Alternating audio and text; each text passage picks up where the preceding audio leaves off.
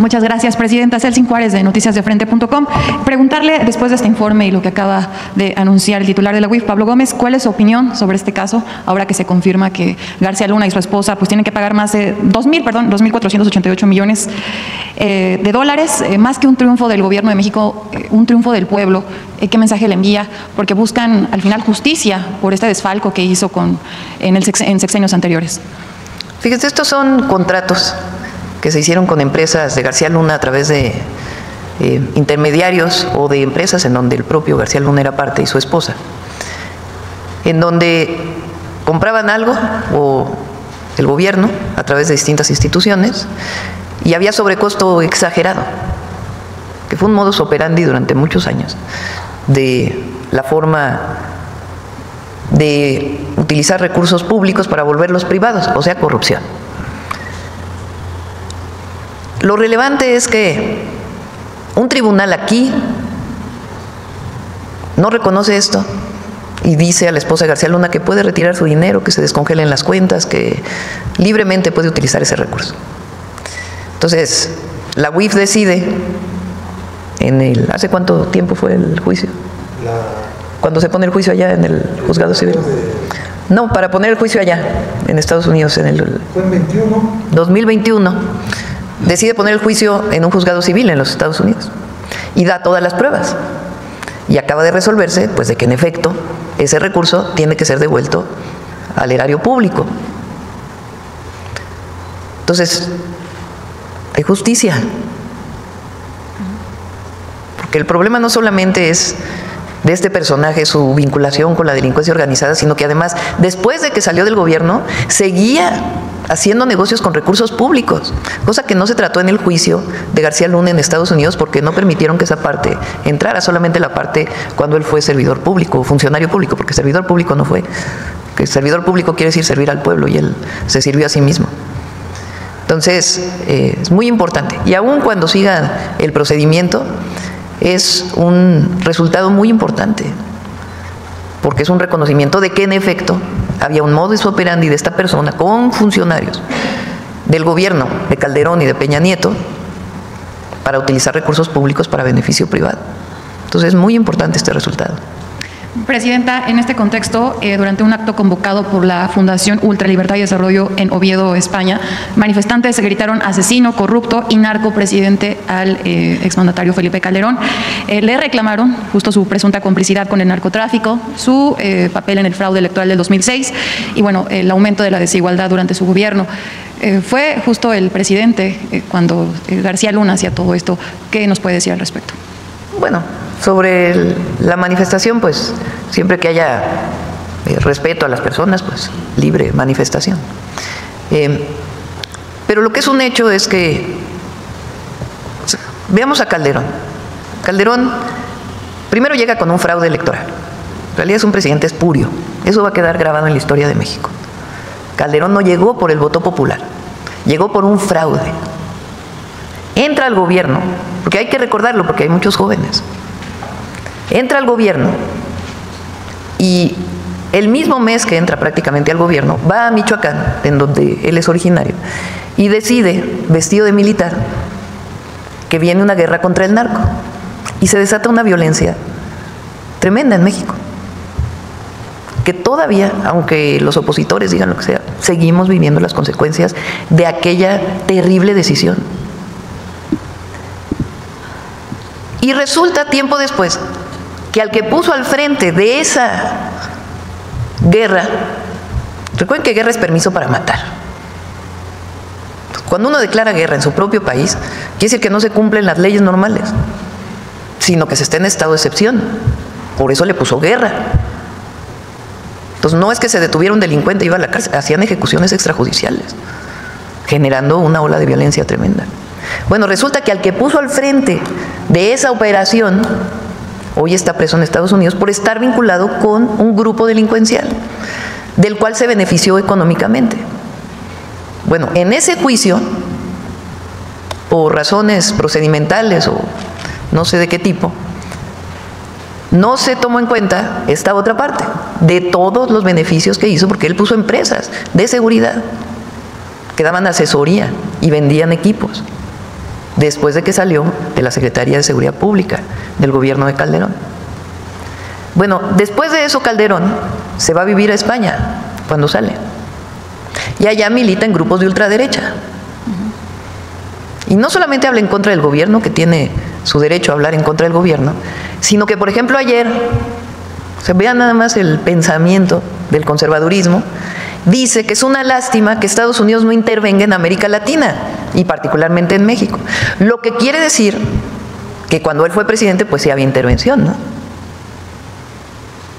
Entonces, es muy importante, no solamente lo que ocurrió en el sexenio de Calderón y las personas que trabajaron ahí, sino qué representa, que es el prianismo al final, que estuvo aliado a un grupo que pensó que era dueño de México. Afortunadamente en 2018 el pueblo de México dijo basta y tomó el futuro en sus manos. Y hoy, porque no hay que dejarlo de recordar, estamos prácticamente a una semana de la elección del Poder Judicial, porque siguen la comentocracia y todos ellos, Calderón, Zedillo, los comentócratas, diciendo que el pueblo elija a los jueces, magistrados y ministros le quita independencia. Ayer lo dijo en un evento la presidenta de la Corte. ¿Cómo le va a quitar independencia? A ver, prima para empezar, ¿quién controlaba el Poder Judicial en la época del prianismo? Pues el presidente. Le hablaba por teléfono a los ministros y resolvía problemas, cosa que no ocurrió con el presidente López Obrador. Pero ahora la presidenta está renunciando a nombrar los ministros y se lo está dando al pueblo de México para que el pueblo de México elija. ¿En qué momento eso es perder independencia o autonomía? Es todo lo contrario. ¿A quién van a responder las ministras y los ministros? Pues al pueblo, porque el pueblo los eligió. El tema central es que sí, ya no se van a poder seguir haciendo estos negocios corruptos al amparo del Poder Judicial, como el que denuncié el otro día, que lo vuelvo a decir, que por cierto suspendieron el caso, de un ministro que fue director del SAT, del Servicio de Administración Tributaria, que en su época se cobraron impuestos, esas empresas se van a juicio y quieren que se les regrese el dinero con intereses, lo cual es ilegal. Entonces, o otros empresarios que abiertamente militan contra nosotros y que el problema de fondo pues es que no quieren pagar impuestos. Presidenta, justo sobre este tema, sobre las elecciones judiciales que pues ya cada vez están más cerca, a través de redes sociales se han viralizado imágenes de listas que presuntamente se están distribuyendo en todo el país, donde indica por quiénes votar en estas próximas elecciones judiciales. Llama la atención que no son listas como las que comparten los ciudadanos de a pie, que se manifiestan en redes sociales, sino que se ven en un formato pues bien elaborado, y que justo hoy el periódico Reforma publica en su portada, donde dice que partidos políticos, sindicatos y gobiernos pues están distribuyendo este tipo de acordeones, hasta menciona ahí que del tamaño de una tarjeta de crédito, para favorecer a perfiles de la Cuarta Transformación. Pero ahí aparece un candidato que no tiene nada que ver con la Cuarta Transformación, ¿no? En sus listas. Justo señala el caso específico de Nuevo León, encabezado por Samuel García, que dicen que está operando ya para pues promover a un candidato que va a favorecerlo en caso de llegar, pero bueno, también menciona que Morena estaría operando de esta misma forma en la Ciudad de México.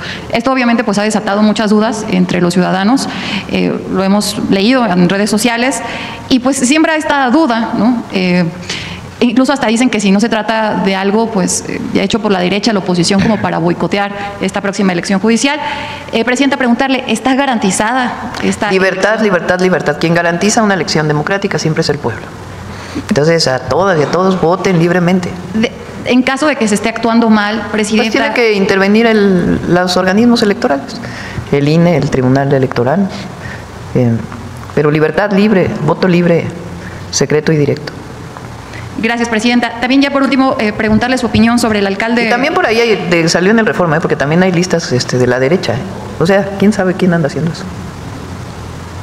Presidenta, preguntarle su opinión sobre el alcalde de Europa en estas declaraciones que hizo el día de ayer, Carlos Manso, que declaró que la policía municipal debe abatir a los delincuentes sin ninguna consideración. Pues está mal. Estado de Derecho. O sea, para una persona que comete un delito, pues hay un sistema penal acusatorio en México. Y lo que tiene que haber es una carpeta de investigación, una detención en flagrancia y pruebas que permitan determinar si la persona es culpable o no. Entonces, lo otro es regresar a la guerra contra el narco, y eso no. Eso tuvo un costo y sigue teniendo un costo muy grande en nuestro país. Gracias, Presidenta. Acá. Doctora Carlos Guzmán, de 4 Media Telecomunicaciones Veracruz. Déjeme quitarme la orejera. Los teléfonos para acá abajo. Pues de inicio quiero preguntarle a don Pablo Gómez, hablaba de una próxima sentencia y del otro caso que se tiene en contra de Genaro García Luna. Si nos puede aclarar o dar algún avance de esta investigación que acaba de mencionar hace un momentito, por favor. Es que dejé mi nota incompleta. En relación con la próxima sentencia del Tribunal de Florida, se va a pronunciar en contra de las empresas que se utilizaron en la trama de García Luna. Son empresas que firmaban los contratos en dólares, los cobraban en dólares, los sacaban del país, los llevaban a Barbados, que es un paraíso, y también algún dinero lo llevaron a Israel y no me acuerdo qué otro lugar. Partes de ese dinero volvieron al país con el propósito de hacer pagos a las personas que habían participado en la trama corrupta. Mucho dinero, centenares de millones de dólares. La UIF se dirigió a través del sistema ECMON, que es un sistema internacional de información de datos de inteligencia financiera, a la UIF de Barbados en 3 ocasiones. En las primeras 2 ocasiones no respondió nada y en la última respondió que no sabía.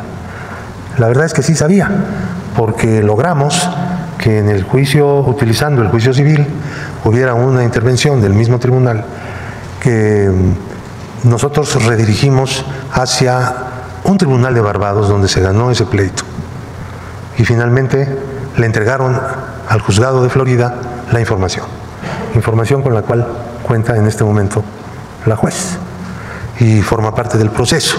Adicionalmente, la UIF también obtuvo información de las operaciones de traslado de dinero, transferencias hechos porque se usaron bancos mexicanos para llevar a un Occidental Bank en Barbados, que ni siquiera es de Barbados, tiene su sede en Colombia y trabaja en otros lugares, ¿no? Son bancos lavadores, son bancos que se utilizan por los sistemas de lavado de dinero. La lucha internacional en este momento debe estar básicamente dirigida en contra de los paraísos financieros y fiscales y por una transparencia y una colaboración internacional en la lucha contra el lavado de dinero, porque eso es luchar también en contra de la delincuencia en todos sus aspectos y niveles. Entonces, y yo creo que en este caso también se dio. Tenemos algo que yo quiero hacer una especie de descripción meticulosa de cómo el modus operandi de este sistema que se usó para lavar el dinero del pueblo de México, esconderlo, que es producto de operaciones ilícitas. Entonces, mostrarlo por todos lados, en el mundo entero, decir, miren, vean este caso y piensen cuántos otros han pasado frente a ustedes y no se pudo lograr algo muy concreto. Aquí hay también en este asunto, estamos viendo, no solamente la sentencia de la juez de Florida, sino también un avance en el método y en la técnica y en la dedicación para poner al descubierto los sistemas de lavado de dinero. Antes que se vaya, ¿nos puede mencionar algunas empresas de esta próxima sentencia y las cantidades que se están buscando? Las empresas son conocidas porque ya no existen, ya no están operando. Estas empresas se hicieron para esta trama corrupta. Empresa fachada. Numba, Night System, la que tenía su nombre Genaro García Luna fue GLAC, pero era una distribuidora de ganancias. Ahí las tienen. Ahora, esta Numba Technologies fue creada para hacer contratos con CISEN, que en su totalidad ascendieron a $208 millones. Para eso la hicieron. se llama igual que Numbab Inc. y sin embargo es una razón moral diferente. Hay algunas otras que se usaron en la trama del lavado posterior. Esas empresas no hicieron contratos ni recibieron directamente dinero, sino que recibían dinero de las que cobraban, ¿entiendes? De tal manera que se iba escondiendo el dinero y se iba difuminando pues, todo, ¿no? Porque tenían que hacer muchos pagos. Esos pagos son los que tenemos que ver. ¿Hasta dónde? ¿Cómo? Nosotros ahorita estamos investigando cómo se repartió una parte, no muy grande, pero significativa. No muy grande para estos niveles, pero significativa para el gasto político en efectivo, utilizando mecanismos gubernamentales. Es una cosa también interesantísima. Parte de este dinero fue a dar a campañas políticas. Y eso lo vamos a demostrar. Pero eso no es en el juicio de Florida. Ese es en el juicio mexicano. ¿Me entienden? Porque esto se tiene que ver también en los tribunales mexicanos. Y ya estamos en eso. Ya hay órdenes de aprehensión abiertos, hay detenidos, hay una serie de cosas. Hay unos avances muy buenos. Y se van a abrir nuevos procesos. Y se va a ir adelante. No hay que detenerse. Y en este caso, ¿de qué empresas están gestionando los recursos que se están buscando, don Pablo? ¿Qué empresas estarían gestionando los recursos que están reclamando? ¿Qué empresas estarían reclamando, que estarían gestionando esos recursos que está usted buscando?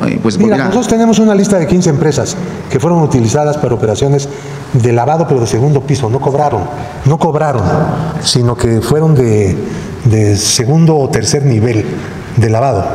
Esas 15 empresas están, obviamente, pues fichadísimas, ¿no? Muchas de ellas no pueden operar ya en el sistema financiero. ¿Y de qué monto estamos hablando? ¿Cómo? ¿De qué monto estamos hablando? ¿De qué cantidad estamos hablando? Estamos hablando para esas empresas $100 millones. Más o menos. No es juego, ¿eh? No sé, sí. Sí, por eso le preguntamos. Sí, gracias, don Pablo. Sí, gracias.